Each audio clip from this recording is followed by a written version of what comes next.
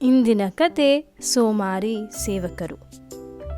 ದೂರದ ಒಂದು ಸುಂದರವಾದ ಬೆಟ್ಟದ ಮೇಲೆ ಒಂದು ಸುಂದರವಾದ ಹಳ್ಳಿ ಇತ್ತು. ಹಳ್ಳಿಯಲ್ಲಿ ಸುಂದರವಾದ ಮನೆಯೊಂದಿತ್ತು. ಅಜ್ಜಿಯೊಬ್ಬಳು ತನ್ನ ಇಬ್ಬರು ಸೇವಕರೊಂದಿಗೆ ಅಲ್ಲಿ ವಾಸವಾಗಿದ್ದಳು. ಅಜ್ಜಿಯ ಬಳಿ ಒಂದು ಕೋಳಿಯೂ ಇತ್ತು. ದಿನನಿತ್ಯ ಮುಂಜಾವಿನ ಹೊತ್ತಿನಲ್ಲಿ ಕೋಳಿ ಕೂಗುತ್ತಿತ್ತು. ಕೋಳಿ ಕೂಗಿದಾಗ ಅಜ್ಜಿ ಹೇಳುತ್ತಿದ್ದಳು, ತನ್ನ ಸೇವಕರನ್ನೂ ಎಬ್ಬಿಸುತ್ತಿದ್ದಳು. ಆದರೆ ಸೋಮಾರಿ ಸೇವಕರು ಬೆಳಗ್ಗೆ ತುಂಬ ಹೊತ್ತಿನವರೆಗೆ ಮಲಗುವುದನ್ನು ಇಷ್ಟಪಡುತ್ತಿದ್ದರು.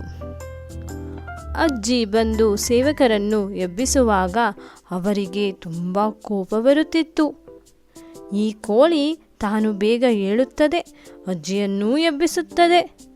ಅಜ್ಜಿ ನಮ್ಮನ್ನು ಎಬ್ಬಿಸುತ್ತಾಳೆ. ಅದಕ್ಕೆ ಈ ಕೋಳಿಯನ್ನು ಕೊಂದು ಬಿಡೋಣ ಎಂದು ಸೇವಕರು ಮಾತನಾಡಿಕೊಂಡರು. ಬಳಿಕ ಕೋಳಿಯನ್ನು ಹಿಡಿದು ಕೊಂದೇ ಬಿಟ್ಟರು.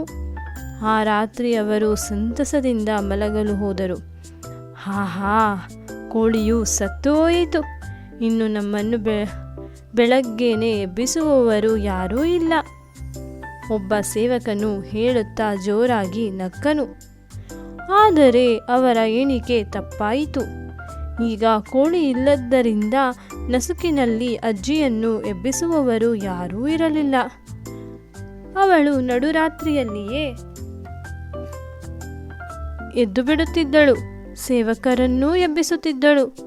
ಅಜ್ಜಿ ಈಗ ಮಧ್ಯರಾತ್ರಿಯಾಗಿರಬಹುದು. ಒಬ್ಬ ಸೇವಕ ಅಜ್ಜಿಯ ಬಳಿ ಗುಣಗಾಡಿದ.